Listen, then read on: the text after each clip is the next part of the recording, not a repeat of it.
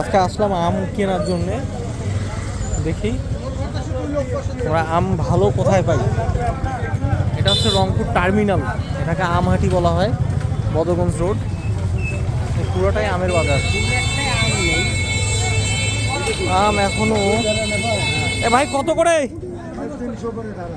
কত বুঝলাম না। ওটা চাইতেছে 150 টাকা ধারা, তোমরা চাইতেছো 300 টাকা ধারা। হইলে পরে ওখান থেকে নেন, বলে পেঁপের মতো লাগবে, আর এটা কড়া মিষ্টি হবে। আসসালামু আলাইকুম। এটা 300, এটা 250। কিছু বুঝলাম না। আমের সাইজ বড়, এই এতটুকু, এত কম বেশি হয়। দেখি এখানে ভাই কি নিতেছে। এই কত করে ধারা? কত ইয়া কত ধারা? কত ধারা? 330। এই আমগুলা বড় বড়, অনেক বড় আম।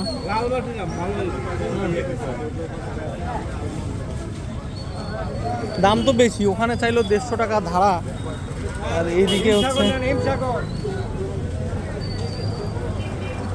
হাড়ি ভাঙা নিব। হাড়ি ভাঙা, রংপুরের আম, হাড়ি ভাঙা।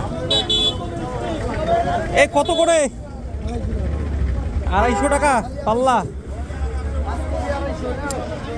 সবাই দাম বেশি হচ্ছে। এই কত করে, কত করে? আপনি ধারা বলেন না আমাকে। হ্যাঁ 260 টাকা। তাহলে কেজি কত করে পড়তেছে? 52 টাকা। মুন ভাই, এটা কি এখন খাওয়া যাবে?